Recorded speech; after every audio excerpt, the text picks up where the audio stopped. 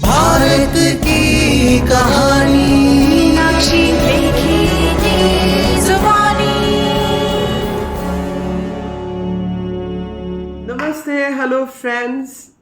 As a part of celebrating Azadi Ka Amrit Mahotsav, we ran a podcast series called Bharat Ki Kahani Meenakshi Lekhi Ki Zubani. 75 stories for 75 days run up to India's 75th Independence Day.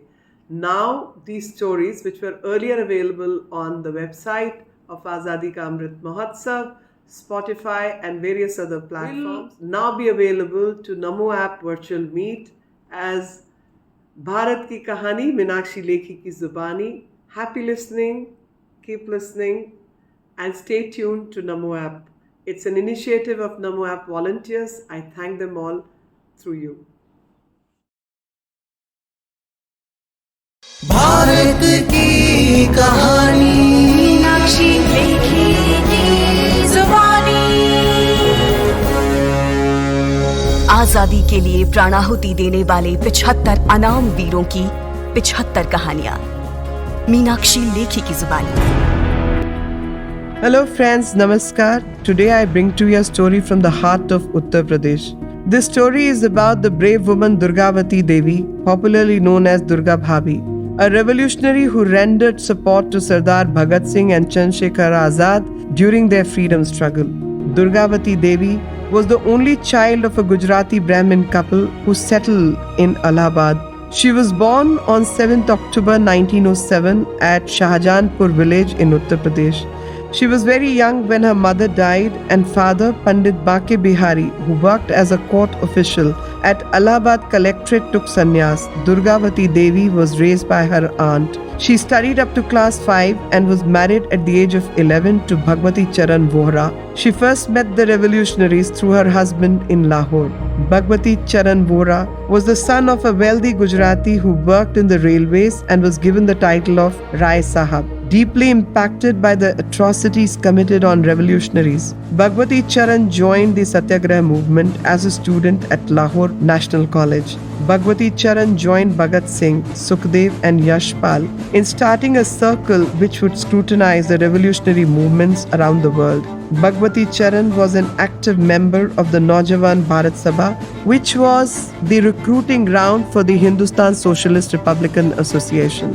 Bhagwati Charan was a wealthy man who could spend time and money in social and political work. Moreover, there was no opposition from home because his parents had died when he was still very young. Since Bhagwati Charan was wealthy, the members of Hindustan Socialist Republican Association initially suspected his intentions and thought of him as an informer of the British intelligence. But soon they realized that Bhagwati Charan and Durga Devi were true revolutionaries who stood by their side at every step. On 17 December 1927, Bhagat Singh and Rajguru killed J.P. Saunders, Assistant Superintendent of Police, with the help of their comrade Sukhdev and Chandrasekhar Azad. However, their original target was not Saunders but James Scott, Superintendent of Police, who had ordered his men to open lathi charge at the protesters in Lahore, which were led by Lala Lajpat Rai. This act of Bhagat Singh was to protest against the lathi charge, which wounded Lala Lajpat Rai and ultimately resulted in his death. Plunging into the revolutionary movement, Durgavati Devi joined the Naujawan Bharat Sabha and learnt bomb making. In 1928, after giving birth to a son, Durgavati Devi was sent underground. It was a move to save her from brutal suppression of the British against the Hindustan Socialist Republican Association. Bhagwati Charan continued to manufacture bombs from a rented accommodation in Lahore. Durgavati Devi and Bhagwati Charan worked as propaganda secretary for Hindustan Socialist Republican Association. They wrote the history of the revolutionary movement and also treatise on the philosophy of the bomb. The article was drafted as a repost to Gandhiji's critique of the revolutionaries. On 17 December 1928, while Bhagwati Charan was still in Calcutta, John Saunders was killed. The government imposed heavy restrictions in Lahore. Durgavati Devi was alone at home with a 3-year-old son, Sachidanand, when someone knocked on the door at night. When Durgavati opened the door, she saw Bhagat Singh, Sukhdev and Rajguru standing there, who had arrived at her doorstep after killing Saunders. She immediately gave them shelter, but that was not enough. Durgavati Devi was a meticulous planner who helped Bhagat Singh's escape from Lahore to Lucknow. Durgavati posed as Bhagat Singh's wife to make the escape happen. She held her son Sachidanand in her arms while Rajguru accompanied them, pretending to be a servant. All three of them passed the police barricades and boarded the first-class train carriage for Lucknow. Chandrasekhar Azad also escaped Lahore by travelling in the company of Sukhdev's mother and sister, sitting in a separate compartment disguised as a sadhu, escorting the woman on a pilgrimage. All of them carried loaded pistols to deal with any eventuality. The act of Durgavati was audacious, as it was against the social norms followed back then, when young women would not be traveling alone without family or traveling alone with unmarried young boys. But Durgavati was born to set new rules. It was her determination which saved Bhagat Singh at that point in time. While leaving Calcutta, Bhagwati Charan had given 5,000 in cash to Durgavati, which she could spend in case of an eventuality. Durgavati spent this money to arrange the escape of the revolutionaries. On reaching Lucknow, Bhagat Singh sent a telegram to Bhagwati Charan informing him that he will be reaching Calcutta with Durga Bhai, a name which was given to Durgavati Devi by the comrades of Hindustan Socialist Republican Association. From Lucknow, Rajguru left for Banaras and Bhagat Singh went to Calcutta. Bhagwati Charan was delighted to learn about the role played by his wife in the escape from Lahore. Bhagwati Charan was living in Calcutta during this time with his sister Sushila, who was to become a prominent revolutionary. In Calcutta, Bhagwati Charan, Durga Devi and Bhagat Singh attended the Congress session and saw a glimpse of Gandhiji, Nehru and Subhash Chandra Bose. They also met several revolutionaries there. In fact, Bhagat Singh's iconic photograph in a felt hat was taken in Calcutta. The plan to throw a bomb at Delhi's Central Assembly was also hatched in Calcutta. On 8th April 1929, Bhagat Singh and Batukeshwar Dutt threw a bomb inside the assembly, rushing from the visitors' gallery. Bhagat Singh was arrested. To help in the rescue of Bhagat Singh, Durgavati Devi sold her ornaments worth 3,000 rupees. In Lahore, Bhagwati Charan's bomb factory was discovered, which forced him to go into hiding. In the midst of all the changes of events, Durgavati Devi continued to play the risky role of an undercover postbox, receiving mail and messages from absconding revolutionaries and forwarding it to fellow revolutionaries and their families. Bhagwati Charan had planned to free Bhagat Singh from jail, but he lost his life in Lahore near Ravi River while testing a bomb which was meant to provide an escape route for Bhagat Singh.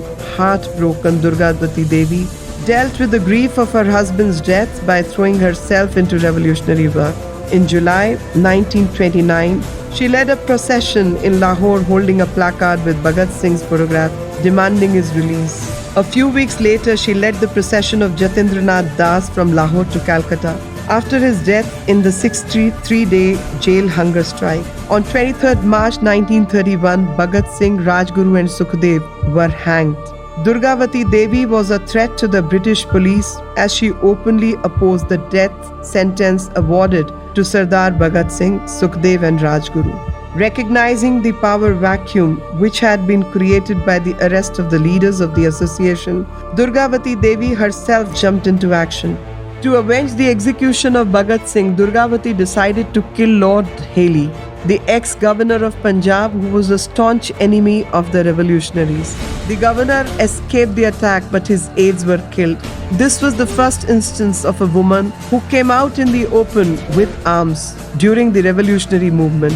Durgavati was arrested. She was found guilty in the trial and was sentenced to 3 years in jail. Durgavati is referred in many places as the Iron Lady who supported the actions of the revolutionaries at every point. Durgavati was also known as the Agni of India, whose life was full of intrigue and danger.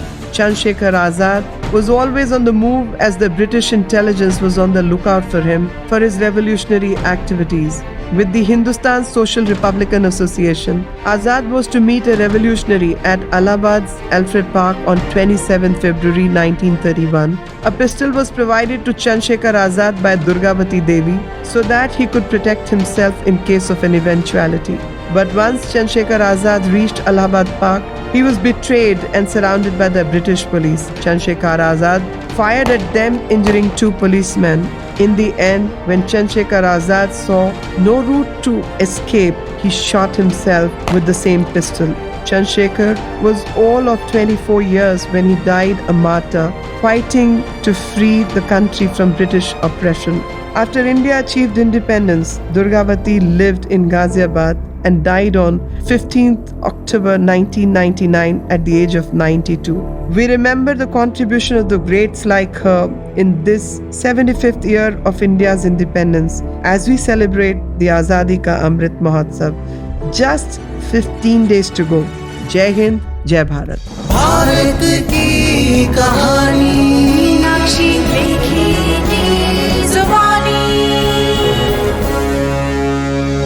आजादी के लिए प्राणाहुति देने वाले 75 अनाम वीरों की 75 कहानियां मीनाक्षी लेखी की जुबानी। आप सुनेंगे अमृत महोत्सव पोर्टल पर 1 जून 2022 से रोजाना। भारत की कहानी मीनाक्षी लेखी की जुबानी। आजादी के लिए प्राणाहुति देने वाले 75 अनाम वीरों की 75 कहानियां मीनाक्षी लेखी की जुबानी। Hello friends, Namaste, Namaskar, Sat Shri Akal. With just 2 weeks for our 75th Independence Day, I bring to you another story from the land of revolutionaries, that is Punjab. This story is about Maharaja Ripudaman Singh, the ruler of Nabha princely state, who was deposed by the British for supporting the Indian national movement. Though the Ripudaman represented Nabha in 1911 at the coronation of King George V, he was the only ruler who refused to send any men from his army to fight with the British in World War I. He was known to be a ruler with the spine of steel. Tikka Ripudaman Singh was born in 1883 in Nabha, Punjab, and was the only son and heir to the throne of Nabha. Ripudaman's ancestors were baptized by the 10th Sikh Guru, Guru Gobind Singh, who founded the Khalsa sect. Ripudaman was therefore given both a British education as well as taught at home by traditional Sikh tutor, by Khan Singh, a proponent of Takht Khalsa movement, and Lala Bishan Das, a devout nationalist. He grew up to be a devout Sikh, a staunch nationalist, and a reformer. He is said to have been proficient in Guru Granth Sahib as much as in Shakespeare. His father died when he was 28 years of age. Preparations were made for him to take over the Gaddi of Nabha. The norm those days was for ruling prince to be crowned by the Viceroy of India. But Ripudaman refused. Ripudaman believed that it was his right to succeed his father as the Maharaja of Nabha and not something the British would grant him permission for. He held his Dastarbandi or accession in his own darbar on January 24, 1912. Using his own sword and robes, he organized for a Sikh Guru to perform the ceremony. This did not go well with the British authorities. They wanted the prince to seek permission first. Ripudaman had his own ideas of how to run his kingdom and set his rules. This angered the British greatly, as they wanted puppet kings and not rulers who ran their kingdom their own way. He was therefore at constant battle with the local British administration, including the governor of Punjab, Michael O'Donnell. Ripudaman became a member of the Imperial Legislative Council and used his position to speak against the repressive measures of the British. At the council, he often spoke on the matters concerning Sikh interests and the reformist legislation. Lord Minto is said to have remarked once on hearing Ripudaman's suggestions that he would be a troublesome ruler for the British, but Ripudaman remained undeterred and continued to raise other political and social issues from time to time. Ripudaman had a keen interest in the judicial system and he worked hard to reform it, much to the displeasure of the British. He included laws to provide education for women as also a progressive marriage act called the Anand Marriage Act. which validated the marriage ceremony of Anand Karaj of the Sikhs in 1909. In 1913, he introduced the free primary education in state. In 1915, he increased the budget of health systems, by which dispensaries and hospitals got bigger money to treat people. The same year, he introduced electricity in the state. Ripudaman continued to uphold the sovereignty of the princely states. In 1918, he went ahead and established a legislative and executive council in Nabha. This was the first of its kind in North India, and it introduced a democratic form of governance to a certain extent. The British did not appreciate such independent and reformist measures, and they saw Ripudaman as a problematic ruler. He remained a firm nationalist and continued to support the Indian national movement.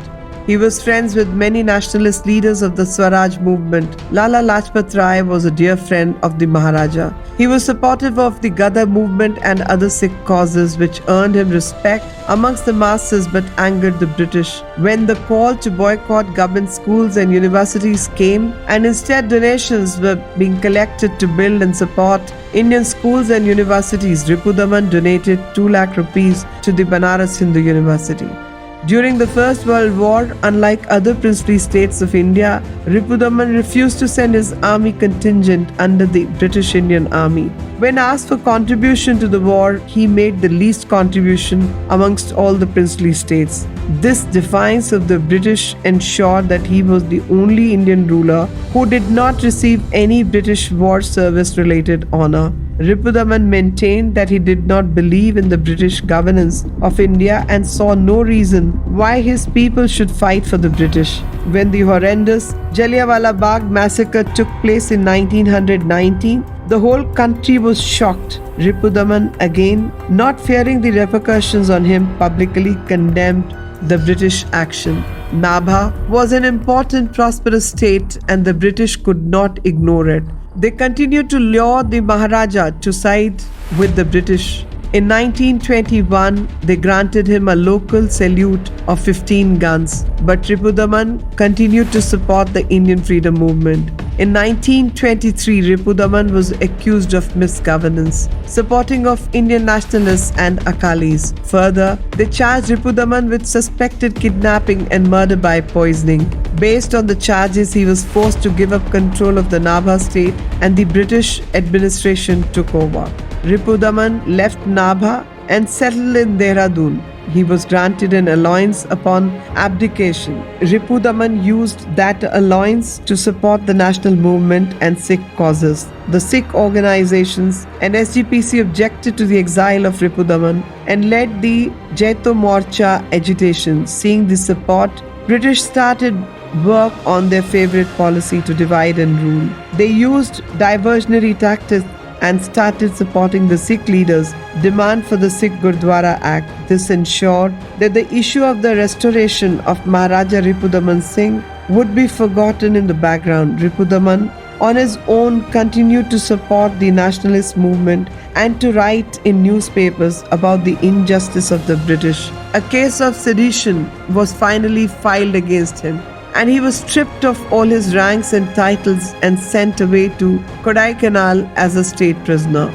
Ripudaman died in 1942 at the age of 59 years, alone and unsung, unable to see his sons of free India, which he had dreamt of. In this Azadi Ka Amrit Mahotsav, let us remember the contribution of these unsung heroes, without whom India could not have unshackled itself from the clutches of the British.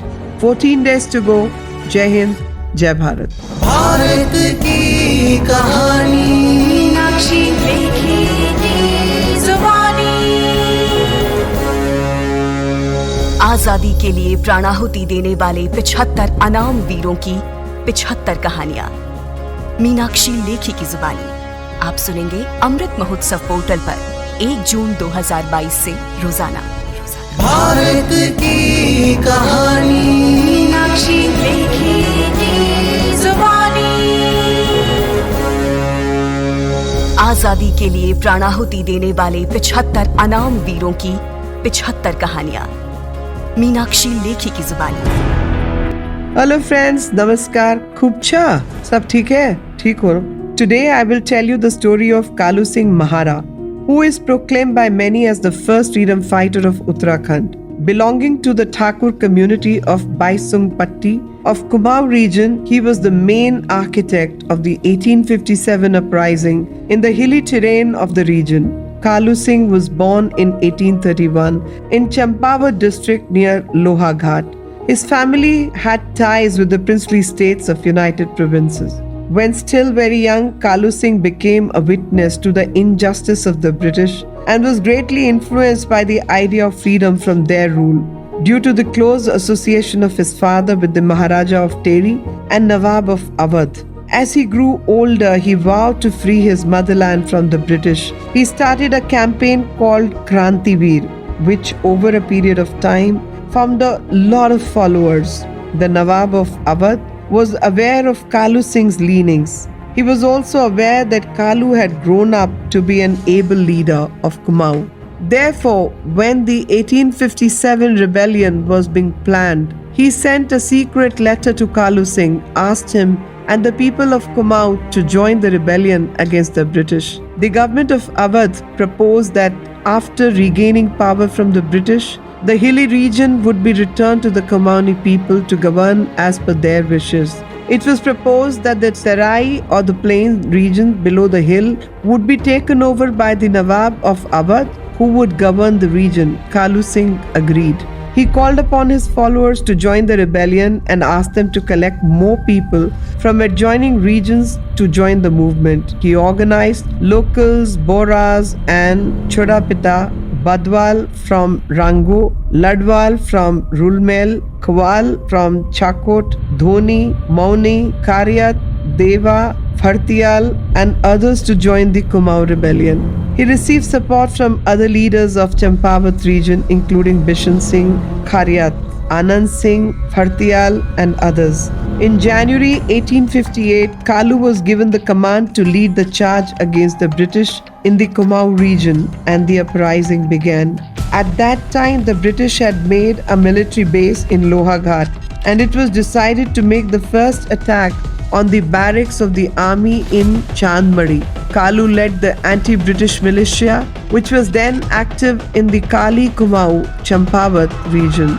The attack took the British army by surprise. Kalu and his group showed little remorse in their attack. The British, fearing their lives, ran away from the barracks to ensure that there was no return of the British into Lohaghat. Kalu Singh set the barracks on fire. This initial victory sent a stream of joy in the entire Kumaon region. Kalu Singh and his group moved forward to Nainital and Almora region to block the advancement of the British army. The entire Kali Kumaon region rose up to rebel against the British. There was a wave to throw the British out and regain Kumaon's independence. The Nawab of Awadh and Maharaja of Teri continued to support the rebellion as was decided. Kalu organized small rebellions across the area of Kali, Gumdesh, Sui and adjoining areas. This tactic was devised to frustrate the British, who were otherwise mightier than Krantiveers. However, frequent attacks ensured that the British soldiers had to be constantly on a watch and never got any time to relax. Kalu's men, mainly composed of bandukchi or riflemen, who used guerrilla tactics to attack the British soldiers. They would hide and ambush them when least expected, harassing them to a point when they would leave their positions and run away. The whole of Kali Kumaon was alive with the rebellion. This continued for several months. Finally, Commissioner Ramsay was given the charge to quash the rebellion in Kumaon. By now, Awadh and Delhi had been recaptured by the British. They focused on the hilly region now to quash the rebellion in Kumaon too. At Rudrapur, the Krantiveers spotted a grain supply being sent to the British army. They seized it and took it away. Ramsay then sent cavalry troops from Tanakpur and Lohaghat to stop the revolutionaries. Meanwhile, local informants for petty money leaked information to the British about the location where the Krantiveers had hidden their money, arms and ammunition. The British proceeded to Kirmoli village and captured it. Kalu and his men fought fiercely at Bastia but had to retreat. Krantiveers were left with no money or ammunition to fight the war. Eventually, Kalu and his accomplices were captured in Ankheda and sent to jail. His other close revolutionary colleagues, Anand Singh Fartial and Bishan Singh Kharyat, were shot and killed by the British in Chandmari, Lohaghat a little later. Fearing that Kalu's followers might help him escape, the British kept changing his jail every now and then. Finally, Kalu Mahara was executed. But the atrocity of the British did not stop here. The revengeful British attacked Kalu Mahara's house and burnt it down. They stopped all development work in Kali Kumau. In fact, till 1937, the British administration neither undertook any improvement of the region nor enrolled any person into the British army from Kali Kumau. Kalu Singh Mahara is revered as a hero in the Kumau region of Uttarakhand. In 2009, his statue was installed in the capital city of Dehradun. In 2010, a Chauraha, a crossroad, was named in Lohaghat after the brave Kalu Singh Mahara. More recently, the Postal Department released a special envelope bearing his picture to honor his contribution to the Indian freedom struggle. He is an inspiration for all those living in Uttarakhand as well as throughout India. 13 days to go. जय हिंद, जय भारत। भारत की कहानी मीनाक्षी लेखी की जुबानी। आजादी के लिए प्राणाहुति देने वाले 75 अनाम वीरों की 75 कहानियां मीनाक्षी लेखी की जुबानी आप सुनेंगे अमृत महोत्सव पोर्टल पर 1 जून 2022 से रोजाना। भारत की कहानी मीनाक्षी लेखी की जुबानी। आजादी के लिए प्राणाहुति देने वाले 75 अनाम वीरों की 75 कहानियां मीनाक्षी लेखी की जुबानी। Hello friends, Namaskar. Today I bring to you a story from the hills of Himachal. Even before the first war of independence was fought in 1857, there were several small wars being fought across the country against the British, who were trying to consolidate their rule. One brave heart from the hills of Nurpur, Himachal, rose to fight the British and took back their kingdom. The valiant soldier Ram Singh Pathania, who was the Wazir of Nurpur state, died fighting for his motherland. The princely state of Nurpur was established in the 11th century in Pathankot. Maharaja Bhir or Veer Singh was the ruler of Nurpur from 1805 to 1846, who resisted Maharaja Ranjit Singh's expansion to annex Nurpur state. But he was no match to the cavalry of Maharaja Ranjit Singh, who had modern weapons and daredevil soldiers, who were trained by Europeans, and an army which boasted of Sikh, Hindus and Afghans. Veer Singh had to flee his kingdom, take refuge in Chamba, whose king gave him into Maharaja Ranjit Singh. Veer Singh was imprisoned and subsequently released after a big ransom was given. But by now, Veer Singh had resolved to take back his kingdom. To that effect, under his able Wazir Sham Singh, he started to collect an army. After the death of Ranjit Singh, the Sikh empire became weak. Veer Singh saw this as an opportunity and started a revolt and besieged Nurpur. Unfortunately, he was injured in the battle and succumbed to his injuries in the fort in 1846. His son, Jaswant Singh, who was just 10 years old at that time, took over as the king of Nurpur.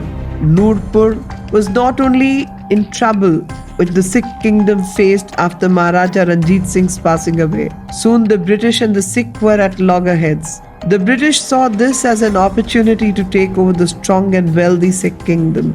The first Anglo-Sikh war took place in 1845 to 1846, in which the Sikh lost. The Treaty of Lahore was signed in 1846, under which the Sikh kingdom had to pay an indemnity of 15 million rupees. The Lahore Darbar did not have that kind of money, so they ceded Kashmir and all the forts and territories of the hill kingdoms of Himachal Pradesh to the British. The kingdoms of Himachal Pradesh were surprised by this move. They did not trust the British and started to discuss a way out together.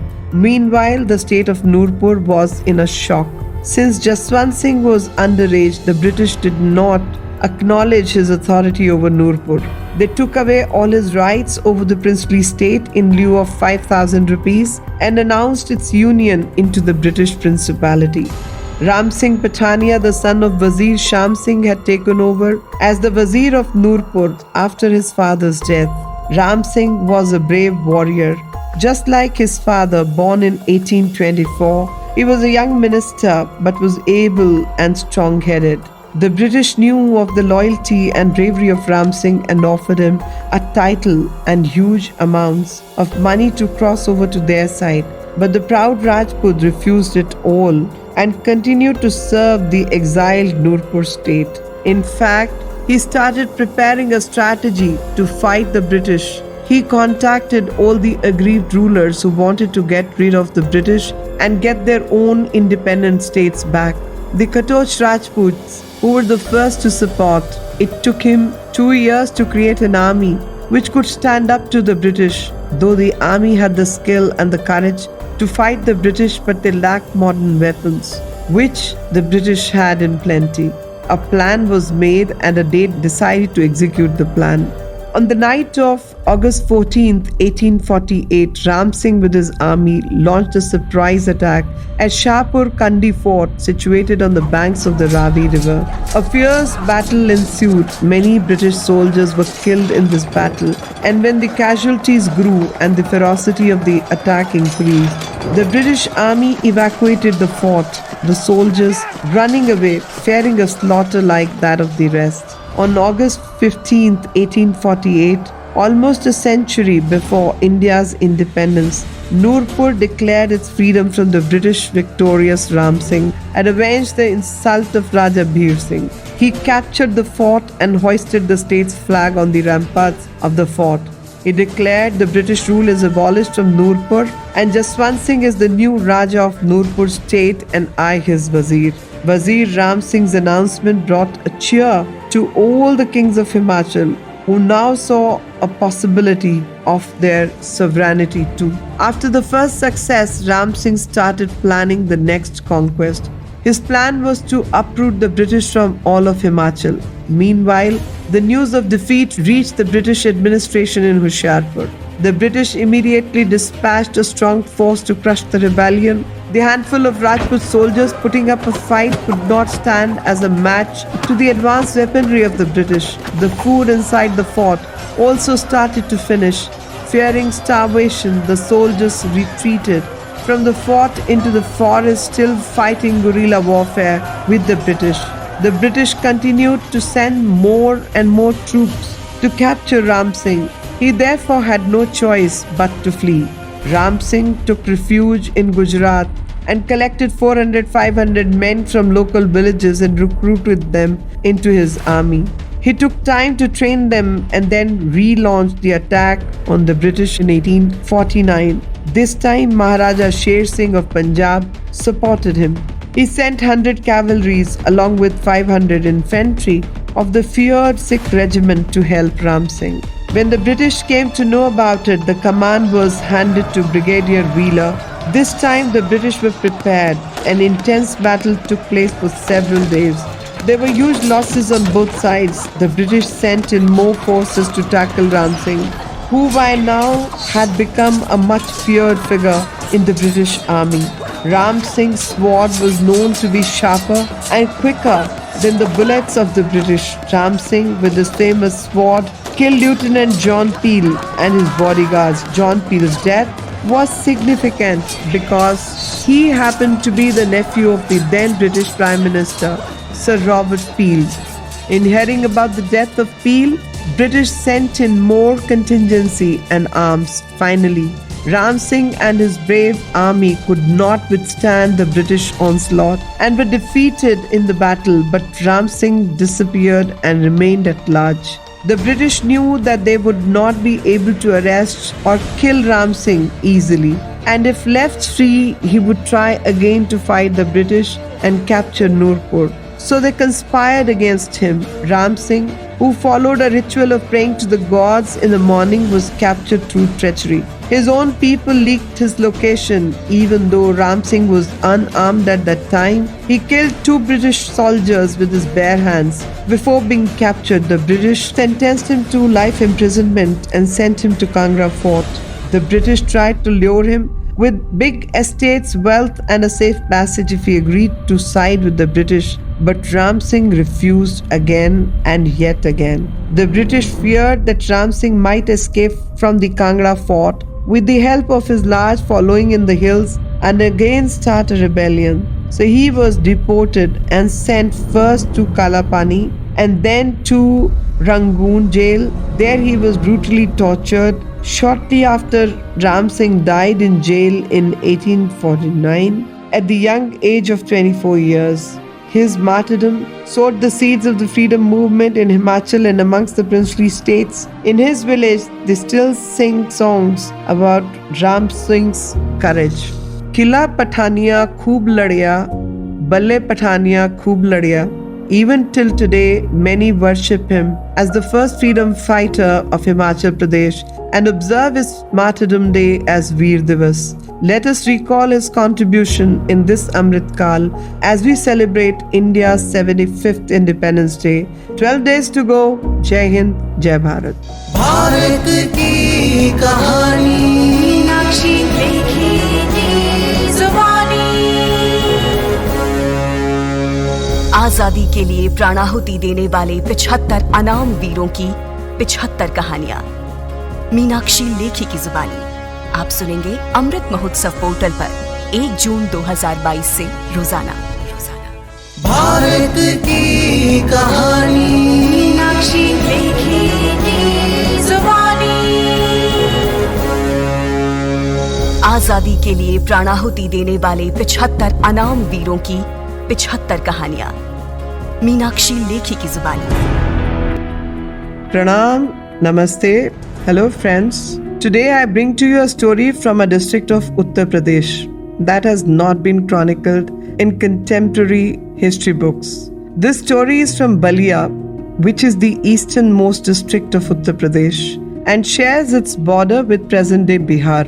The city is called Bagi Balia because people from this part of the country were the first to pick up arms. Mangal Pandey, the man who opposed the British for the first time and sacrificed his life, also hails from Balia. The people of Balia had freed themselves from the British rule 5 years prior to India attaining freedom in 1947.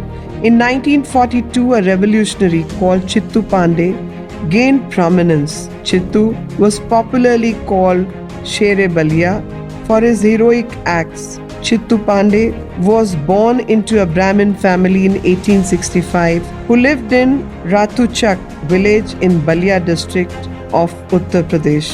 On 8th August 1942, a call of Quit India movement was given by Gandhiji. People in large numbers joined the movement. People were told to set up a parallel administration and run their own government. 9th August onwards, people started quoting arrest. All schools were closed and people came out on streets singing patriotic songs. Students' processions were held demanding closure of courts. People attacked all symbols of British authority, including post offices and shops selling foreign clothes.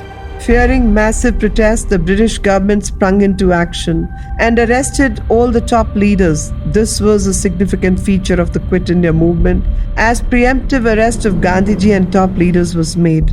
The charge to organize activities under the movement was given to local leadership. People of India came out to take forward the movement and did all that came to their mind. There was no strategy and planning, but it clearly showed the resentment of the public against the British rule. With Mahatma Gandhi's mantra, do or die, some parts of the country saw emergence of a parallel government. Chittu Pandey was one such local leader who set up the first parallel government in Balia. People in Balia were out and protesting. On 11th August, a protest rally was held in Balia. On 12th August, a big rally was organized in Balia and Baria. On 13th August, a train carrying young college students from Varanasi traveled to Balia. To mark their protests against the British, the station at Chitbada village was put on fire. On 14th August, a rally was organized by middle school students. Seeing so many rallies one after the other, the British government decided to curb the protest with an iron hand. The officers of Sikandarpur police station released a herd of horses meant to crush the unsuspecting middle school children.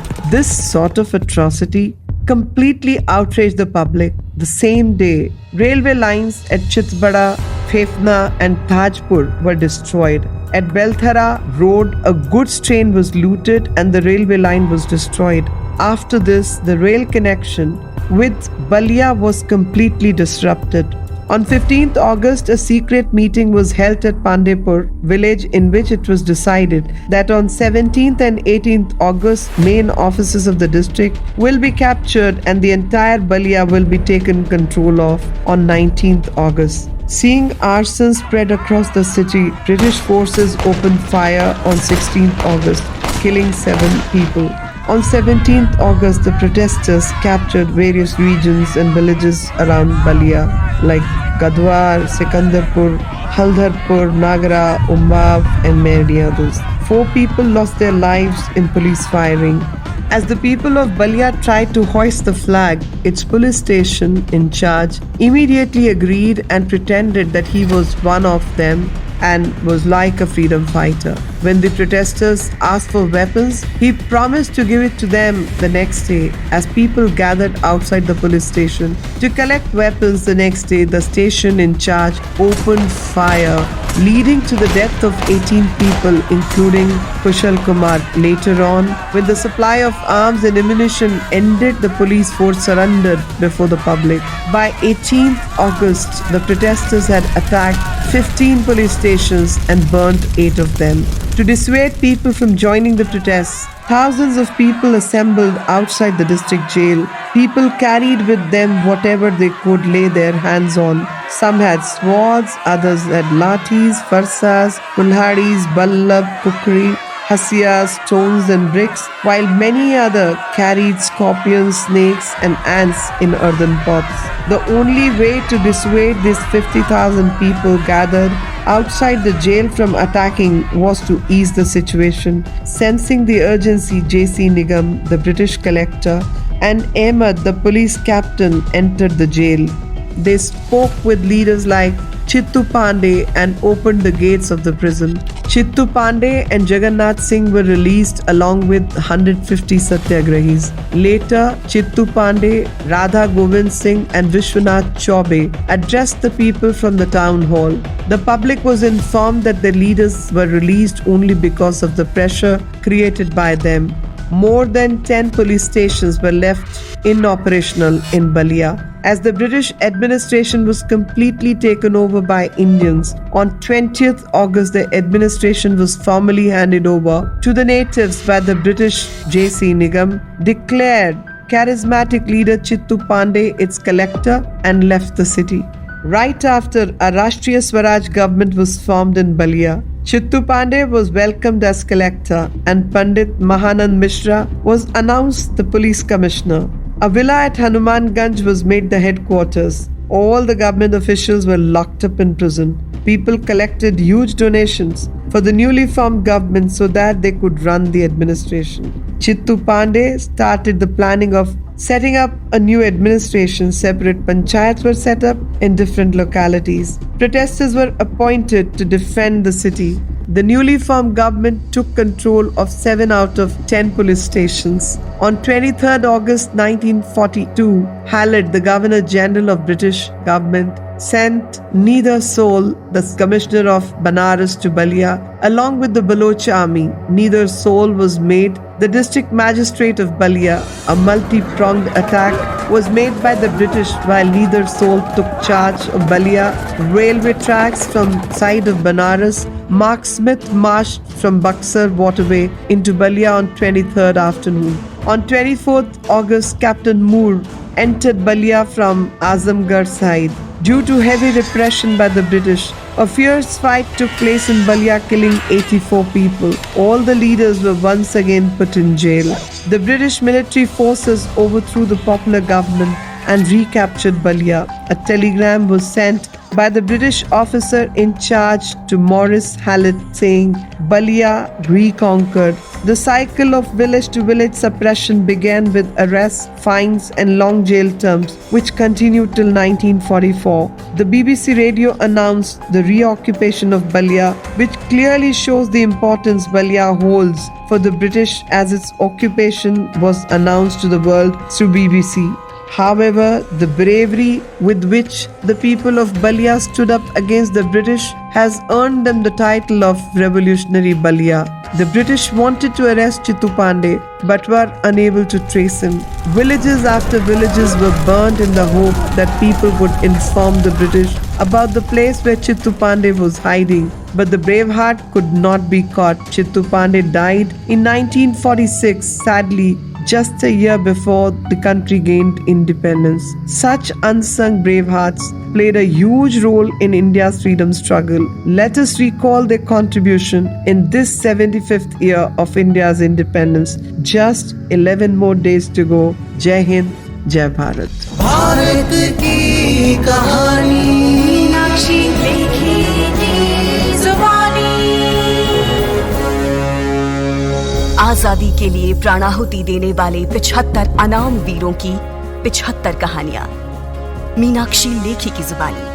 आप सुनेंगे Amrit Mahotsav portal पर 1 जून 2022 से रोजाना। भारत की कहानी मीनाक्षी लेखी की जुबानी। आजादी के लिए प्राणाहुति देने वाले 75 अनाम वीरों की 75 कहानियां मीनाक्षी लेखी की जुबानी। Namaskar friends, केम छो? मजामा? Today I bring to you a story from the 12th century India. While the victory of the invader Muhammad Ghori in the Second Battle of Tarain 1192 against the ruler of Delhi Maharaja Prithviraj Chauhan is a widely known historical event. What most of the people are not aware is about a battle which was fought 14 years ago in 1178. Ghori was defeated by a Hindu warrior queen named Naiki Devi in the year 1178 when he had invaded Gujarat. The story goes back to the year 1173 when the young Ghurid prince Muhammad Shahabuddin Ghori had just conquered the Ghaznavids in Afghanistan. An ambitious ruler, he did something which Alexander's troops, the Persians, the Arabs and even Muhammad of Ghazni could not: conduct successful raids deep into the heart of Indian territory. Muhammad Ghori's first invasions were on the states of Multan and the fortress of Uch. After capturing Multan and Uch in 1175, he turned southwards towards the southern Rajputana and Gujarat, and he targeted the prosperous fortified town of Anilwada Patan, established by Vanraj of the Chavda or Chavudka dynasty in the 8th century. Anilwada Patan was the capital of the Chalukya, also known as Solankis, who supplanted the Chavudkas or Chavdas. According to the American historian Tertius Chandler, the ancient citadel was the 10th largest city of the world in the year 1000, with a population of approximately 100,000. Naiki Devi was a princess of Kadamba kingdom who was married to Chalukya Solanki ruler of Patan named Ajaypal. Their son Mulraj too ascended the throne in 1175 after the death of the king. As Mulraj was a child, Naiki Devi was the Rajmata and took the reign of the kingdom in her hands. The kingdom comprised of large parts of present-day states of Gujarat and Rajasthan. Meanwhile, Muhammad Ghori, the Sultan of Ghor in Afghanistan, had started invading India since 1175. In 1178, he started marching towards the capital of Chalukya kingdom, Anilwada Patan, present-day Patan of Gujarat, by crossing the desert. Ghori's army had technological advantage as it comprised of experienced warriors which included steppe nomads of the Central Asia who were considered to be outstanding archers and superior armored cavalry at that time. Above all, Ghori and his entire army was motivated by religious enthusiasm of conquering the far-fetched land. At this time, Gauri considered the task of conquering the Chalukyan kingdom a cakewalk, as the kingdom did not have a strong male monarch and the queen was considered too weak to defend the kingdom. 13th century Persian historian Minhaj-e-Siraj wrote about Muhammad of Ghor advancing towards Anilwada, the Chalukya capital, through the routes of Ucha and Multan.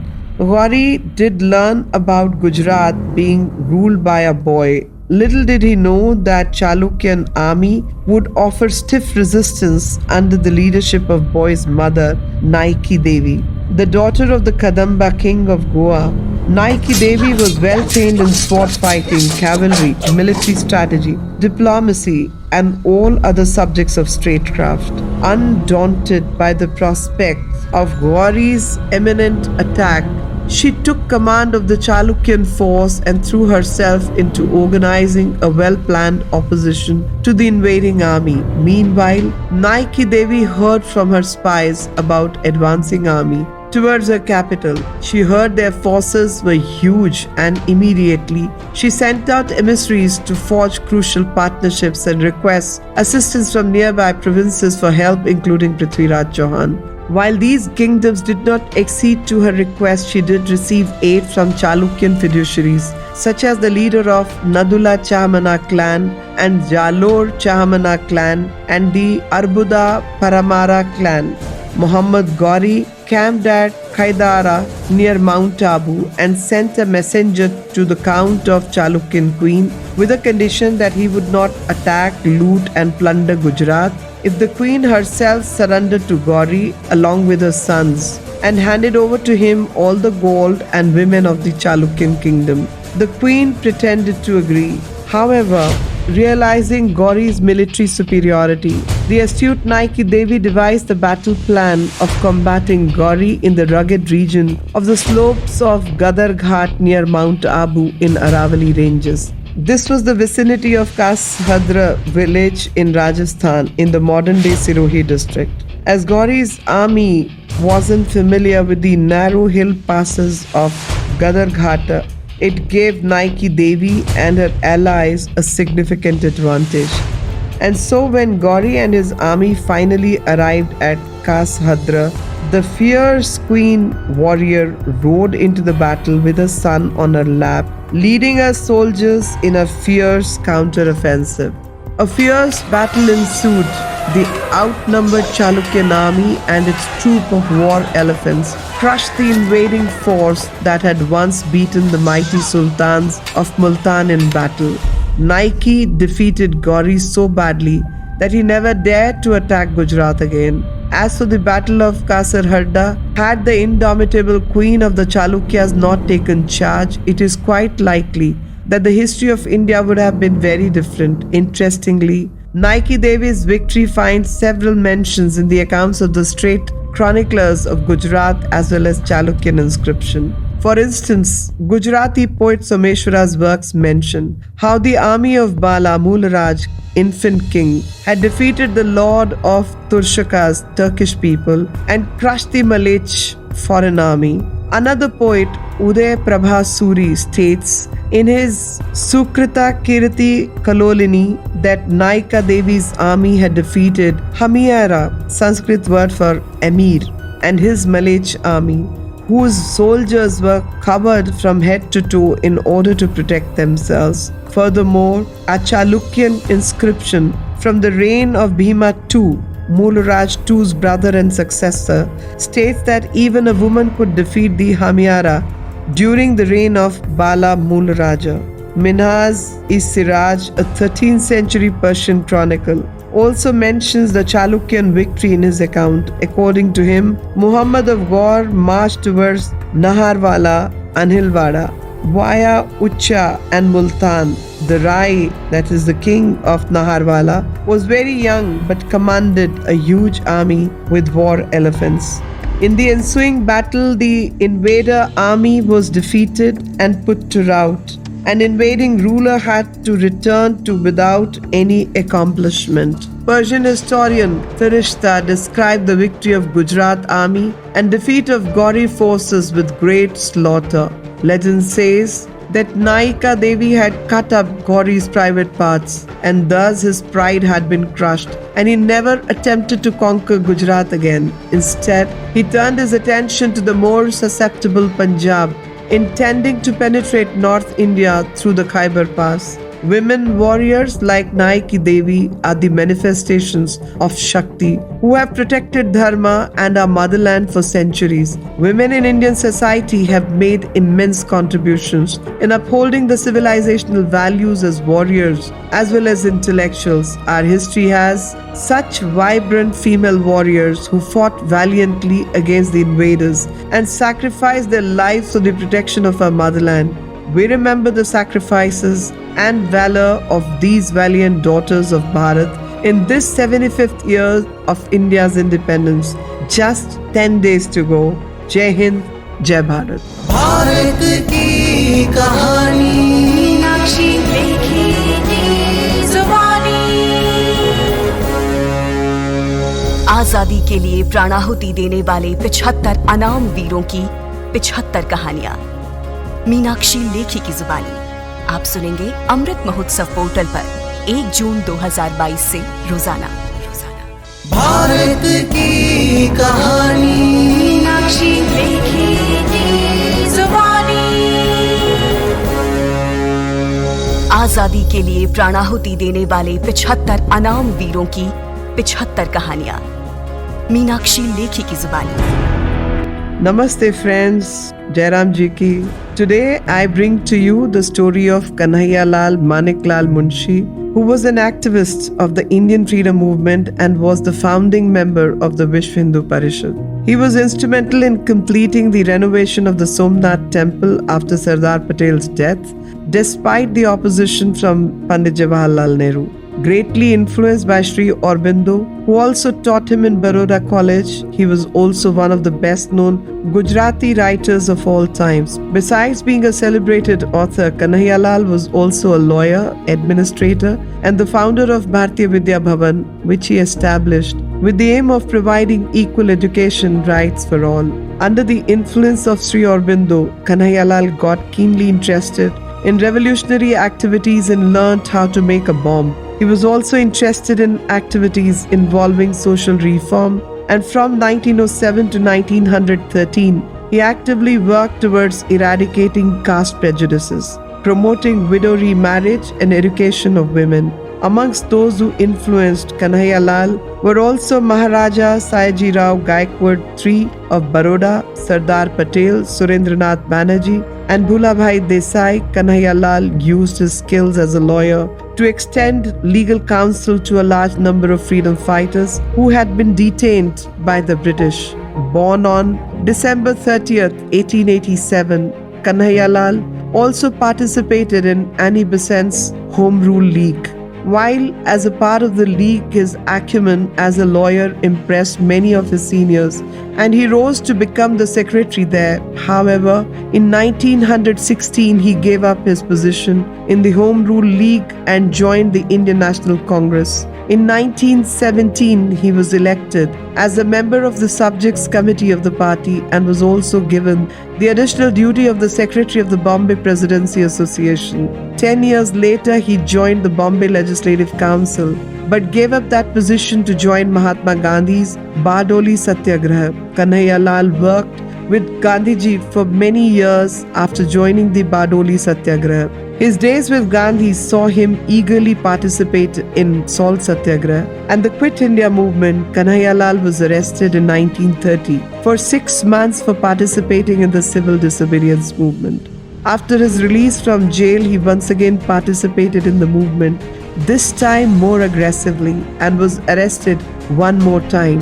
This time, he had to serve a 2-year jail term and was released in 1932. 5 years after his release, Kanhaiyalal became actively involved with the Bombay Presidency and became the Home Minister of Bombay Presidency. His tenure as Home Minister was remarkable since he suppressed the communal rights of Bombay.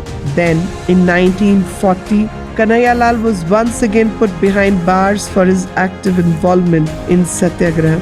Kanhaiyalal was such a patriot that he was drawn to the idea of an armed rebellion when the demand for a separate state based on religious grounds started growing. He firmly believed in the idea of Akhand Bharat and wanted to steer away from the demand of a separate state on the basis of religion.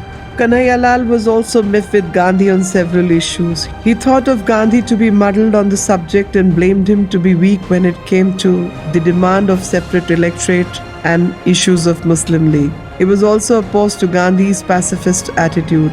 Even though he did not support radicalism during his early years, after experiencing Gandhi's doctrines, he started promoting the idea of preparing oneself in self-defense if necessary with arms. As demands for Pakistan grew, so did communal violence, and in view of this communal tension, Kanhaiyalal started encouraging the Akhand movement in Bombay Presidency. In 1941, because of his differences with Mahatma Gandhi on the issue of division of states, he left the Congress. For 6 years, from 1940 to 1946, Kanhaiyalal associated himself with Veer Savarkar's Akhand Hindustan Front. The main aim of this organization was to work towards a unified country and oppose the division of Bharat. Kanhaiyalal was a very effective member of this front and worked tirelessly towards the idea of unification. Together with Veer Savarkar, he campaigned throughout the country for the unification of communities. In one of his speeches during his campaign, Kanhaiyalal said, "Akhand Hindustan is a living reality which no man in his senses dare trifle with. There cannot be any parley on the question of integrity of India. There can be no compromise on the basis of its disruption, no coercion, no calamity, no slavery, however oppressive, will make us agree to such vivisection. From Amarnath to Rameshwar, from Dwarka to Kalighat, the land is one and indivisible."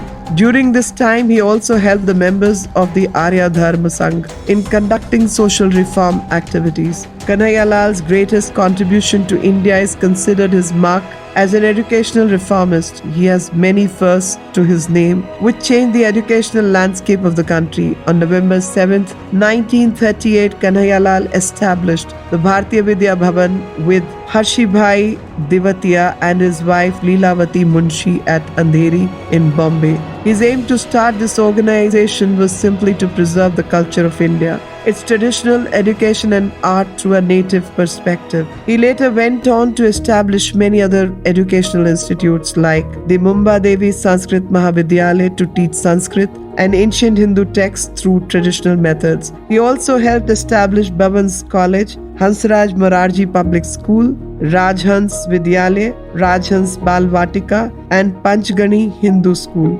A year before independence, Kanhaiyalal became part of the experts committee of the Constituent Assembly of India and played a major role in drafting the Constitution of India. He was also part of the Flag Committee, which was responsible for the selection of the flag of India in 1947. Soon after independence, Kanhaiyalal, along with Sardar Patel and N.V. Gadgil, visited the state of Junagadh in order to stabilize the situation there. Patel announced the reconstruction of Somnath Temple that had been destroyed in the invasions of Muhammad Ghazni in the 11th century, Alauddin Khilji's army in the 13th century, and finally Mughal Emperor Aurangzeb in the 17th century. Sardar Patel was particularly pained by the plight of the historical temple and wanted it to be reconstructed to its original glory. He made an announcement to that effect and began work on the same. However, Patel passed away before the reconstruction of the temple could happen. Kanhaiyalal then became the force behind the reconstruction of the Somnath temple despite opposition from Jawaharlal Nehru. Kanhaiyalal served as the Minister for Food and Agriculture in Nehru's cabinet, during which he started a nationwide tree plantation festival called Van Mahotsav to increase the green cover in the country. In the late 1950s, he started the Swatantra Party along with Chakravarti Rajgopalachari and later joined the Jan Sangh. In 1964, Kanhaiyalal chaired the meeting for establishing the Hindu nationalist organization Vishwa Hindu Parishad at the Sandeepani Ashram at the ripe age of 83. He died on 8 February 1971 in Bombay. Kanhaiyalal's contribution to the Indian freedom struggle, its culture and education is exemplary and unmatched. Generations of Indians have enjoyed the fruits of his labor without really knowing whom they should credit it to. People like Kanhaiya Lal are born to a country only once in a while. Such is their stature and contribution. Just 9 days to go. Jai Hind, Jai Bharat. Bharat की कहानी मीनाक्षी लेखी की जुबानी। आजादी के लिए प्राणाहुति देने वाले 75 अनाम वीरों की 75 कहानियां मीनाक्षी लेखी की जुबानी। आप सुनेंगे अमृत महोत्सव पोर्टल पर 1 जून 2022 से रोजाना।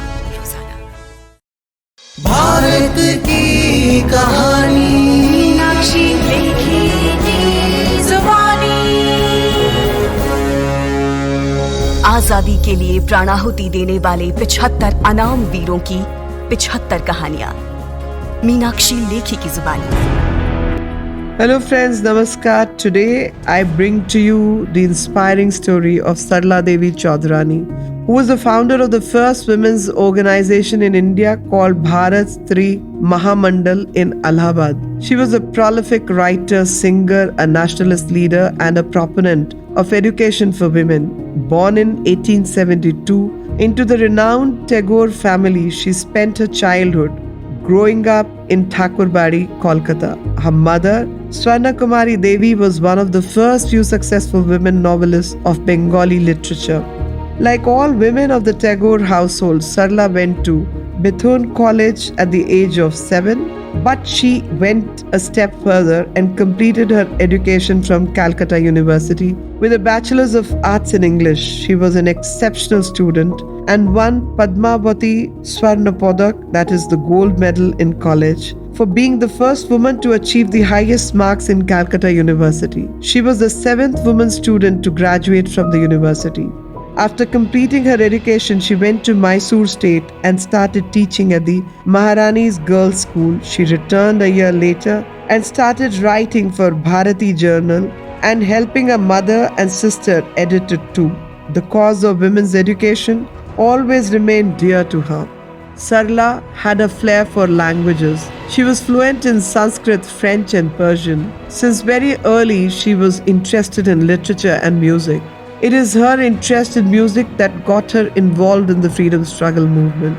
Sarla would write and sing songs to encourage people to fight the British. Her biggest contribution was the creation of the tune of Bankim Chandra Chattopadhyay's Bande Mataram.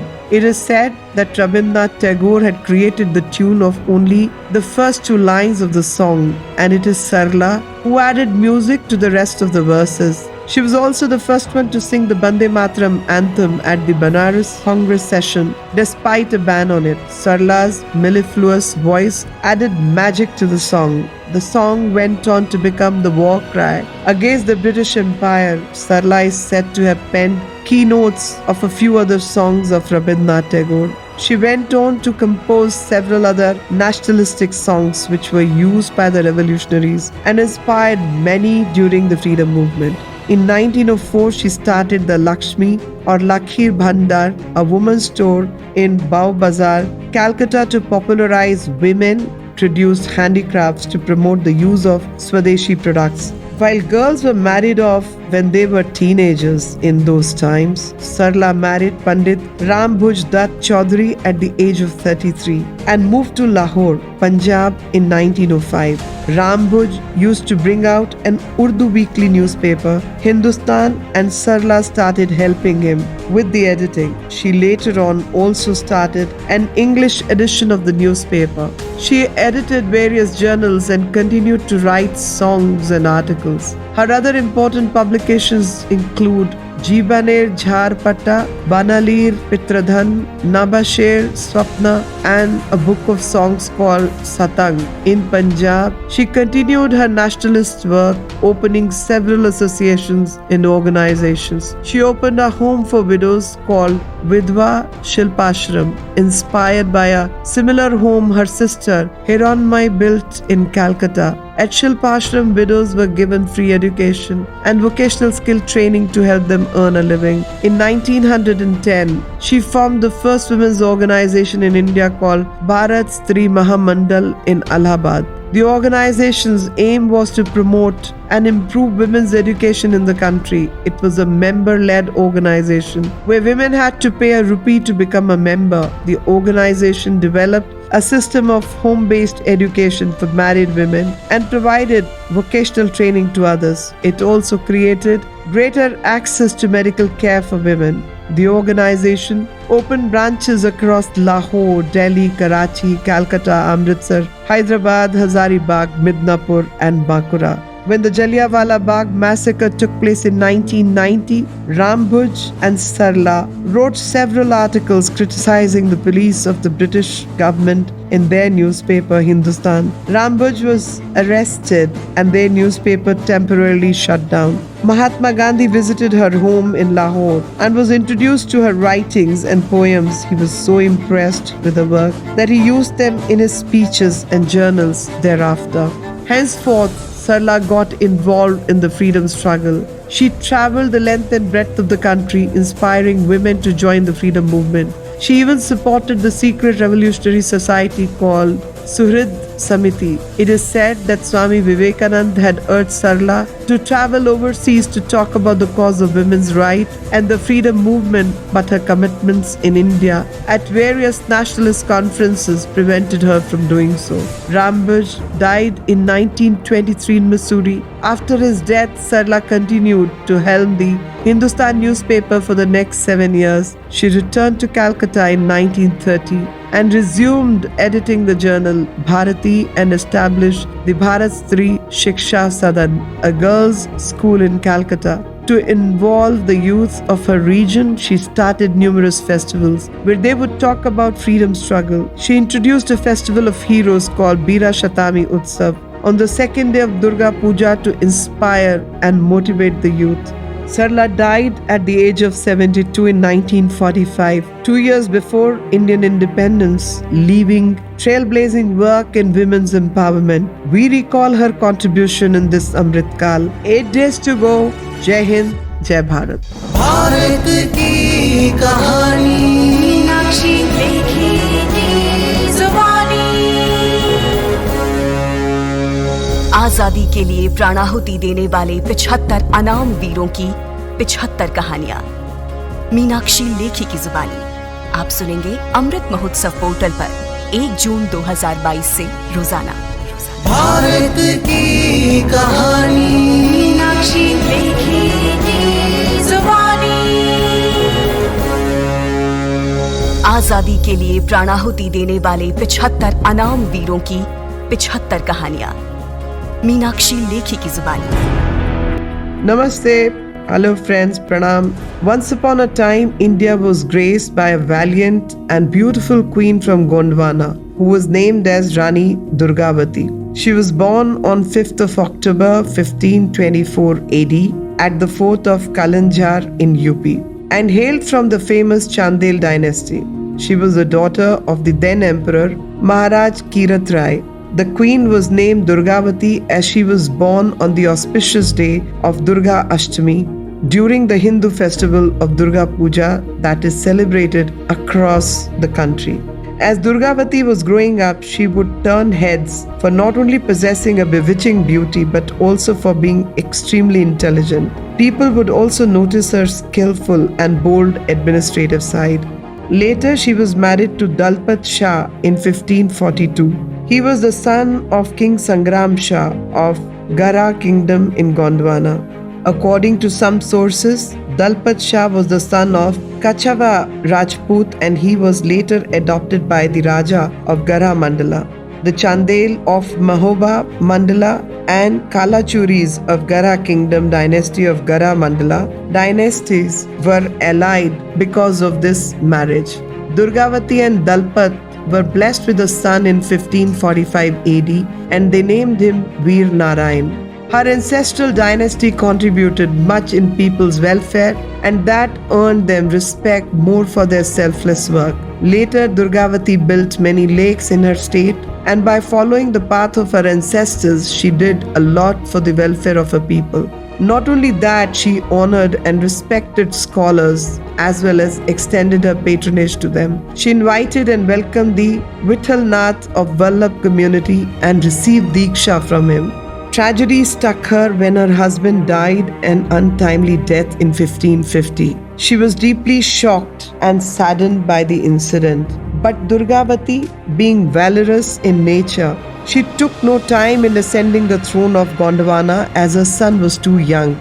After ascending to the throne, Baz Bahadur attacked Rani Durgavati to conquer her kingdom, but the attack was repulsed. When Durgavati took over the reins of Gond kingdom, her prominent advisor and ministers, Adhar, Bakhila and Man Thakur, helped her with the administration. After some time, the Rani shifted her capital to Chauragarh from Singhaurgarh. Chauragarh fort was more of strategic importance as it was situated on the Satpura hill range. There Durgavati ruled for around 14 years starting from 1550. That time Mughal Emperor Akbar, who was known for expansionism policies, was planning to invade and conquer different regions of India. In 1562, Akbar vanquished the Malwa ruler Baz Bahadur to conquer Malwa to make it a Mughal dominion. Consequently, the state boundary of the Rani touched the Mughal Empire and they eyed her kingdom as well. Then there was Queen's contemporary, a Mughal general, Khwaja Abdul Majid Asaf Khan. He was an extremely ambitious man. The prosperity of Rani Durgavati's state also lured him, and he invaded Rani's state after taking permission from Mughal Emperor Akbar. When the incident of attack by Asaf Khan reached the ears of Durgavati, she decided to defend her kingdom with all her might, although her Diwan, Beuhar Adhar Simha, pointed out the strengths of Mughal forces. The Rani immediately had it in her mind that it will be better to die than live a disgraceful life. She was a decisive ruler, so she, along with her advisors, planned to go for a defensive war strategy. To fight a defensive battle, she opted to go to Narai, which was situated between a hilly range on one side and two rivers, Gaur and Narmada, on the other side. When the battle started, it was apparently an unequal battle with trained soldiers and modern weapons in magnitude on the Mughal side and a few untrained soldiers with obsolete weapons on the side of Queen Durgavati. In the battle, her trusted Faujdar, Arjan Das, was martyred, and then the Rani decided to lead the defense herself. As the enemy battalion entered the valley, the soldiers of Rani attacked them. Both sides lost some men, but unfortunately, due to outdated weaponry and lesser numbers of soldiers, Durgavati lost more. At this stage, the queen reviewed her strategy with her counselors. She wanted to continue the attacks on the Mughals in the night, but her chiefs discouraged her and insisted that she should conduct an open combat in daylight with her army. By the next morning, Asaf Khan had summoned big guns. Her son Veer Narayan also participated in the battle. His commands and actions compelled the Mughal army to retreat 3 times, but eventually he got wounded and had to retire to a safe place. In this final battle on June 24, 1564, Rani Durgavati rode an elephant, and at that point in time, Mughals wanted to kill her at any cost and conquer her empire. For a moment, they had a clear shot, and without any delay, they shot an arrow straight at her, and it was struck in her neck.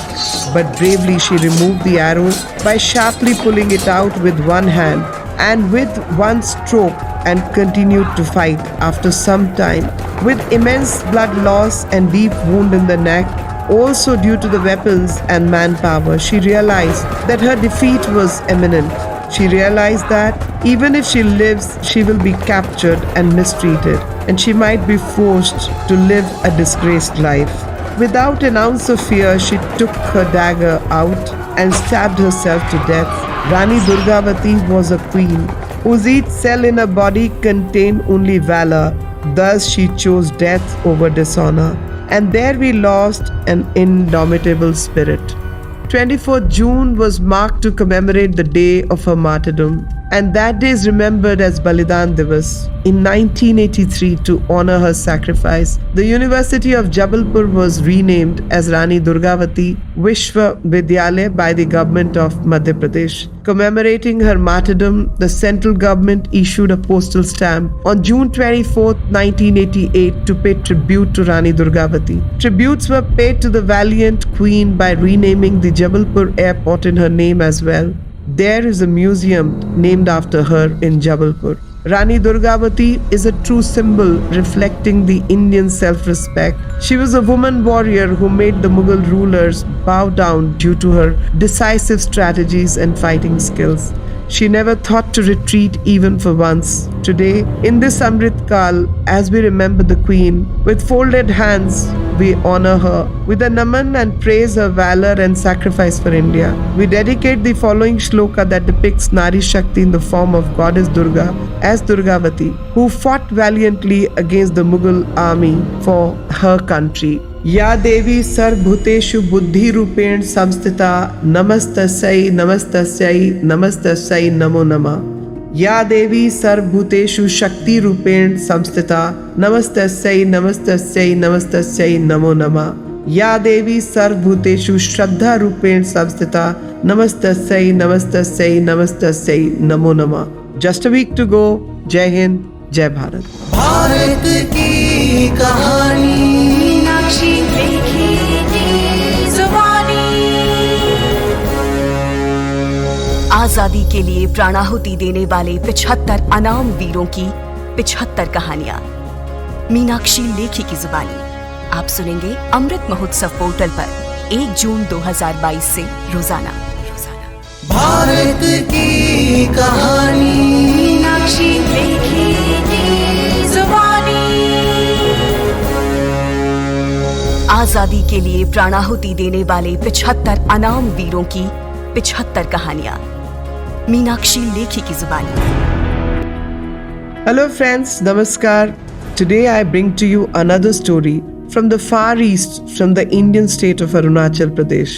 This story is about Taji Dele, or commonly known as Taji Midren, who valiantly fought against the corrupt British government 100 years ago. No history books have ever uttered a single word, nor any previous governments or historians or any academic institutions have taken up serious effort to discuss or document the legacy of this great legend. Yet, his sacrifices and endeavors were no less than the heroic deeds like that of Bhagat Singh. Taji was a resident of Ilopian village in Ituan Valley, earlier known as Bebijia Mishmis, of Lohit district in Northeast Frontier Agency, which is now Arunachal Pradesh. Taji was a farmer and also a trader. When Taji was growing up, he experienced brutal oppression by monstrous British government on the people of Arunachal. When the British were desperately expanding their territory, the Mishmi Hills witnessed a historical episode of inhuman colonial suppression of the tribal people from frontier region. One day, amidst the hills, while visiting his fellow farmers, traders and village men in the region, Taji used to exchange views and experiences about the atrocities that the ruthless British used to carry out against the people in the hills. The British imposed exorbitant taxes on the tribes, removed the local citizens from working in the tea gardens as well as in other factories, and employed their own people, resulting in unemployment and poverty among the locals. These incidents infuriated Taji, and he immediately started strategizing against the British government and then began the historic expeditions against the British that were led by Taji Dele and Ponge Dele. The Mishmi Hills started to experience constant outbreaks, riots and fights from several small groups of tribal people that manifested the struggle against the colonial exploitation that resulted in blocking the colonial expansion of the vast frontier region, which was the land of the tribal people. In 1905, Taji gathered his Mishmi fellow tribals and got integrated them to resist the expansion of the British authority. One day he planned a surprise attack on the British in one of the posts where British officers used to be stationed. Taji, along with his friends, attacked the station and killed 3 British officers near Dikran River.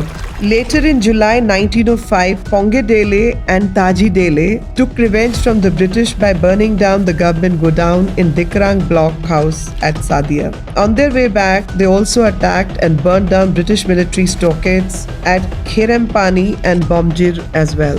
This enraged the British a lot, so they planned to teach a lesson to the Mishmi leaders. Soon thereafter, Taji Dele established a Mishmi confederacy under Pengon with other Mishmi leaders to strategize further course of action collectively. In the meantime, in 1912, a secret British expedition was sent to his village to arrest him for the murder of the 3 British officers. But through a strong intelligence network, Taji got to know about a search operation launched by the cunning British. Immediately, Taji and Ponge had to flee from the locality.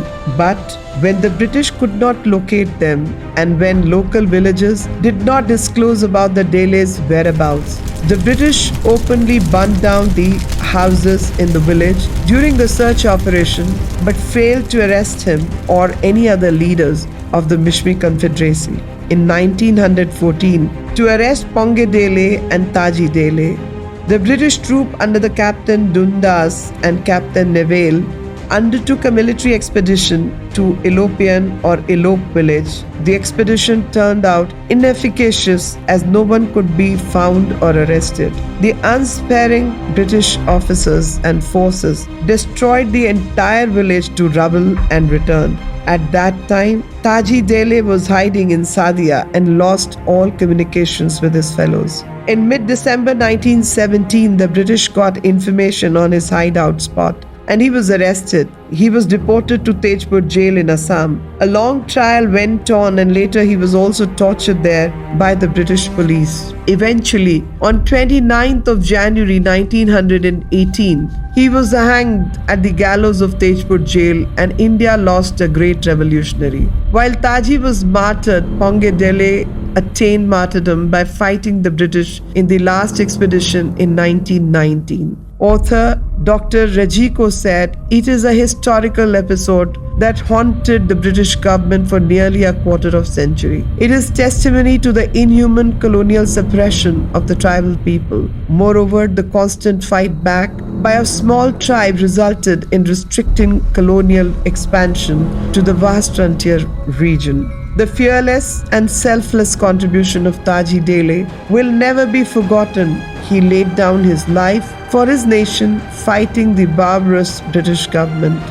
Even till today, everyone in the village inhabited by Idu Mishmi tribe remembers how more than 100 years ago Ponge Dele and Taji Dele fought against the British in the 3 Babijia Mishmi expeditions 1900, 1914 and 1919.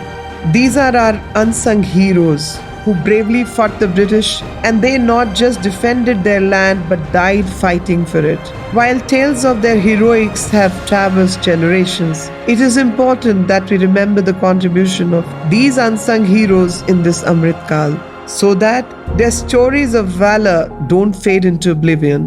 Just 6 days to go. Jai Hind, Jai Bharat. Bharat की कहानी मीनाक्षी लेखी की जुबानी। आजादी के लिए प्राणाहुति देने वाले 75 अनाम वीरों की 75 कहानियां मीनाक्षी लेखी की जुबानी। आप सुनेंगे अमृत महोत्सव पोर्टल पर 1 जून 2022 से रोजाना।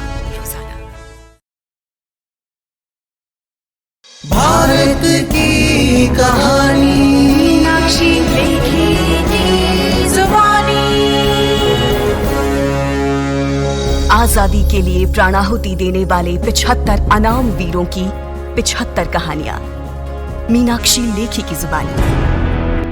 Hello friends, Namaste, Namaskaram. In all these months, I brought to you stories from various parts of our country. Today, I bring to you a story from the hills of Jammu and Kashmir. The state of Jammu and Kashmir was as much part of the Indian freedom struggle as any other state. The state also saw vibrant movements during our freedom struggle.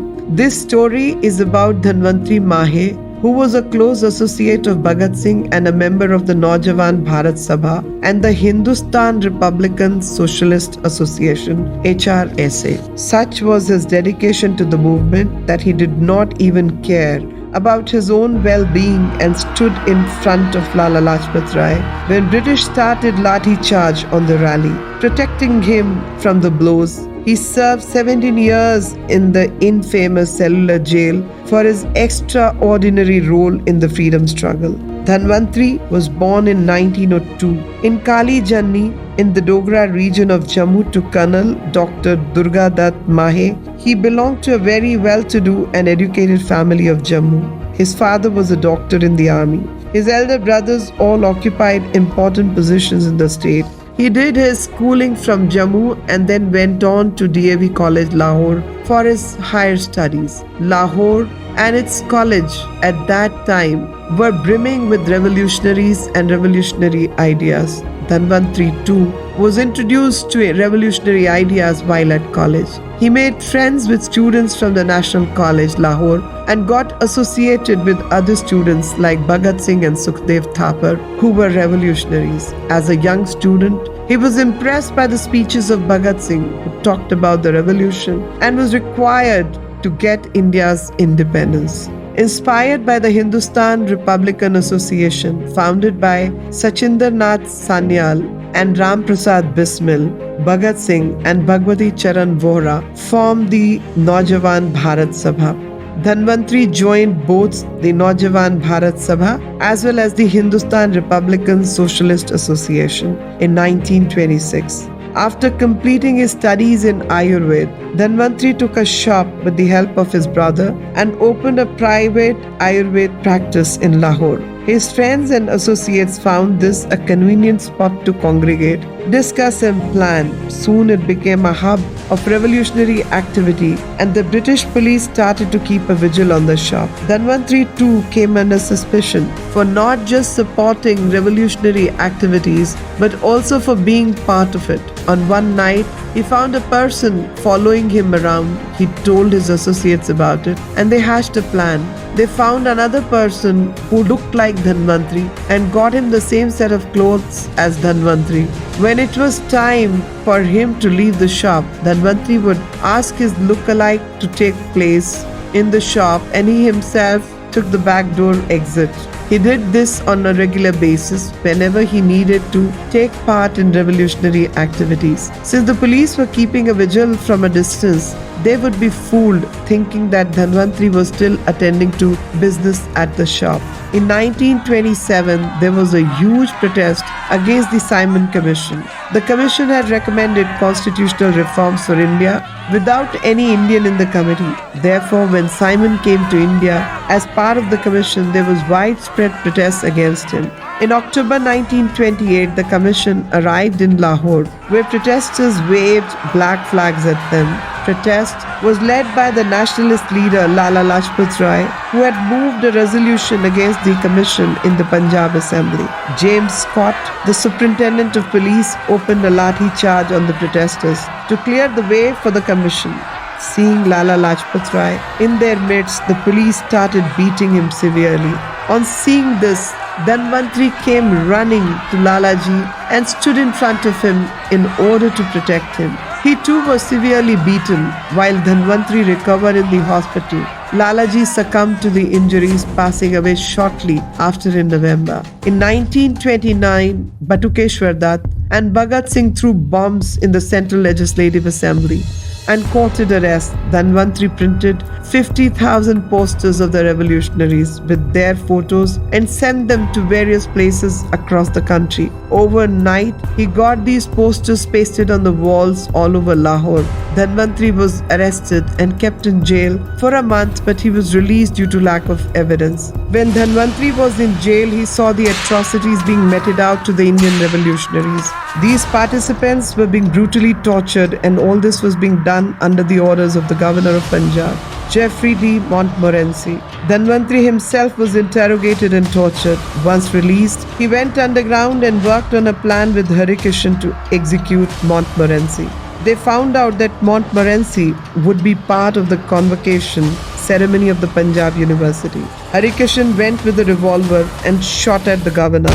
Though he could not kill the governor, as police officers intervened, he did manage to kill one sub-inspector and injure two others. Harikishan was caught, jailed and tortured. Finally, he was sentenced to death on 26 January 1931. Dhanvantri was also caught after this episode and jailed for being part of the conspiracy. Meanwhile, all efforts to release Bhagat Singh, Sukhdev and Rajguru failed, and they were hanged till death on March 23, 1931. Dhanvantri worked with Sushila Didi to avenge the deaths of his friends and plotted to murder Henry Kirk, the Chief Secretary of Punjab, as he had approved the death sentence. But even before the plan could be executed, the revolutionaries were caught. A case was registered against all the conspirators. Dhanvantri was tried for the Lahore conspiracy and Delhi conspiracy of bombing the Viceroy's train and sentenced to 10 years of rigorous imprisonment. He was first sent to jail in Delhi and thereafter transported to infamous Cellular Jail in Andaman Nicobar. He was inhumanly tortured in the jail. When he tried to escape from the prison and jumped the high prison walls, he injured himself for the rest of his life. He could not stand or walk straight even with the help of others. He, along with other freedom fighters, continued to fight for the rights of the prisoners in jail. They went on hunger strikes for months. In fact, there was once when he remained on a hunger strike for 60 days at a stretch. The officials resorted to force feeding and other atrocities to break them. The jail authorities inserted pipe deep down the chest to feed Dhanvantri. This disfigured his food pipe and left a lifelong impact physically. All this led to Dhanvantri's failing health. The authorities finally yielded to the rights of the prisoners and Dhanvantri was released from jail in 1939. Dhanvantri desired to return to Jammu, but the ban on his entering Jammu continued to be in place. With failing health and numerous ailments, he could not participate much in the freedom struggle anymore. Yet, he was imprisoned without a trial and sent back to the Cellular Jail to be released in 1946. The ban on his entering Jammu and Kashmir was finally lifted, so Dhanvantri went back home and guided several youths, traders, farmers, writers and other movements till his death in 1953. Just 5 days to go. Jai Hind, Jai Bharat. Bharat की कहानी मीनाक्षी लेखी जुबानी। आजादी के लिए प्राणाहुति देने वाले 75 अनाम वीरों की 75 कहानियां मीनाक्षी लेखी की जुबानी आप सुनेंगे अमृत महोत्सव पोर्टल पर 1 जून 2022 से रोजाना। भारत की कहानी मीनाक्षी लेखी जुबानी। आजादी के लिए प्राणाहुति देने वाले 75 अनाम वीरों की 75 कहानियां मीनाक्षी लेखी की जुबानी। Today I bring to you a very unique story from the Caribbean. The story is a story of Sivdas Sadhu, a divine and courageous soul who built a temple in the middle of the sea in a foreign land despite resistance from the colonial powers. As the era of African slavery ended, the British needed cheap labor to work in the sugarcane plantations of the Caribbean. Consequently, the indentured labor system was devised, which was a system of bonded labor contract that was instituted by the British Empire in 1833. Under this system, the British used to transport impoverished Indians to other British colonies of the West Indies, Fiji, and the Caribbean. These indentured laborers have come to be known as Girmitiyas and also as Jahajis. The word Jahaji is itself means people of ships, as they were transported through ships. This was one of the darkest phases of a country, as these people were made to sign contracts which they could barely even read. These people were not even aware of the contents, the place they were transported to, as they crossed oceans to work in those British colonies. The imperialists separated families for their personal gains. Such was the brutality that Indians faced during these times. Consequently, in 1836, the dispossessed laborers of Bihar, Awadh, Bengal, and Delhi started arriving in the Caribbean. The laborers of the indigo plantations who lost jobs were most sought after. Many of them did not even know that they had left India and had entered a foreign country. They worked long hours with little wages and under inhuman exploitative conditions. It is said that the workers often died in the ships and on the fields due to lack of food, and their bodies were not even cremated and left on the fields to be fed by the birds. One such unfortunate child was Shivdas Sadhu, apparently Shivdas Sadhu. Shivdas Sadhu was born in India on January 1st, 1903. Not much is known about his birthplace and his early life. He arrived in Trinidad, present-day country of Trinidad and Tobago, with his parents Bodhram and Bisun Daya, who came as indentured laborers, and his two younger brothers. They lived in Brickfield, Trinidad. Shivdas Sadhu, a quiet, humble man, worked at the Waterloo Estates as a sugarcane plantation worker. He worked in the fields with utmost dedication, but his heart ached for his motherland. His parents had passed away due to exertion of long working hours. However, he finished serving the period of his indenture and he returned to India for the first time in 1926. Sadhu saved his meager wages to travel to India every few years to worship at the holy shrines. He often visited India because he made a promise to God to return, but after a while the trips became too expensive, so the dedicated Sadhu decided to create a holy place in Trinidad. The calm Gulf of Paria was like the Ganges, Ganga in India, to him. He used to sit at the shore for hours thinking about how to start construction. One day, he got an idea. There was an unsewed swampland close to the shore. He began construction of this temple in 1947. His largest tool was an ordinary bicycle. When he was not working in the sugarcane fields, he worked on this temple. He made the foundation by using oil drums from Lever Brothers, filling them with concrete and tying them all together with steel. The temple withstood tides and breezes. Unfortunately, when it was completed in 1947, the owner of the private land of Kahani Sugar Factory, Tate and Lil Limited, demanded that Sadhu demolish it, even though the swampy area had no commercial value. To destroy a temple is a sin, and Sadhu refused. The company took him to court. Sadhu was fined $500, more than 2 years' wages, which he had to pay in installments, and sentenced 14 days in prison for trespassing. The company was granted a court order to destroy the sacred temple. They were unable to get any local person to undertake the task, so they hired a British overseer named Gun to demolish Sadhu's creation. Sadhu warned Gun that if he destroyed the temple, something terrible might happen to him. It is true. Within a month, Gun died because he was cutting down a tree and it fell on him, breaking his back.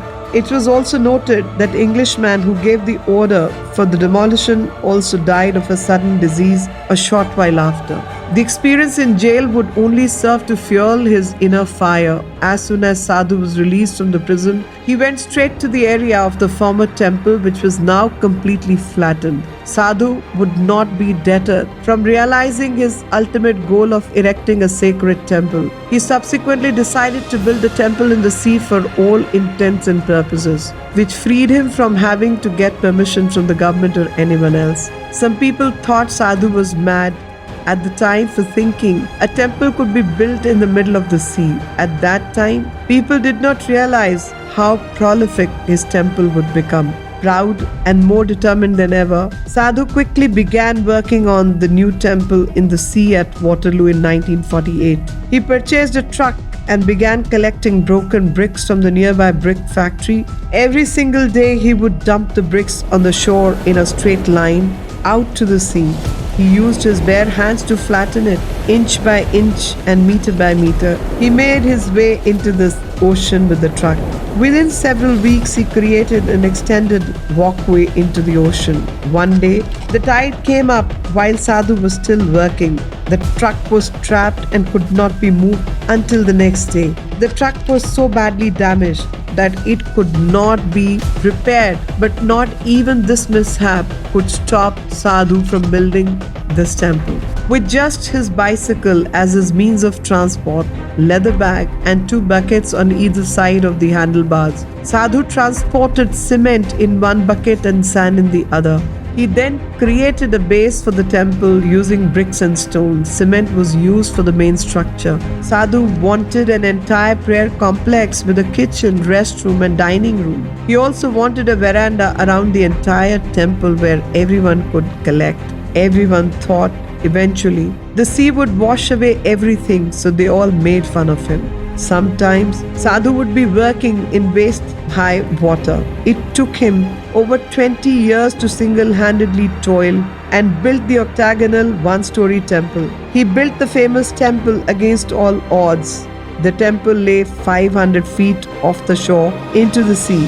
Visitors from all over were intrigued by his work. Sadhu spent many hours in his temple relishing his completed promise. After he built his temple, he returned to India on his last pilgrimage. He passed away here in India in 1970 of a heart attack. Such was the divinity of the son of the soil, Sivdas, that he not only toiled day and night with his sweat and blood to keep the culture alive in a foreign land, where he was taken in as an indentured labor. He breathed his last on his motherland.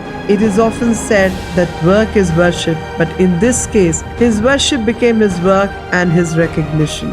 After some time, part of the temple got damaged due to erosion from the sea, but in 1994, the Trinidad and Tobago government wanted to commemorate the 150th anniversary of the comings of the Indians to the country, Indian Arrival Day. And part of that plan was to make Sadhu's temple a more permanent structure. Government workers were enlisted and they even added a pier to make sure that the temple could be easily accessed during high tide.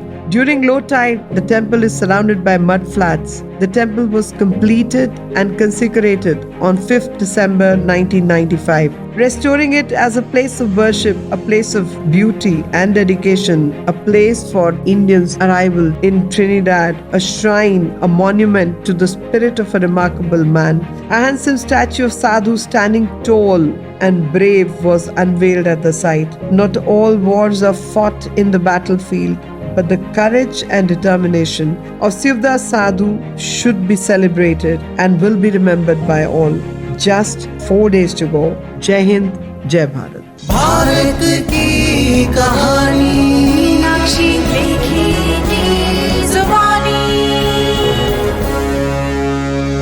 आजादी के लिए प्राणाहुति देने वाले 75 अनाम वीरों की 75 कहानियां मीनाक्षी लेखी की जुबानी आप सुनेंगे अमृत महोत्सव पोर्टल पर 1 जून 2022 से रोजाना।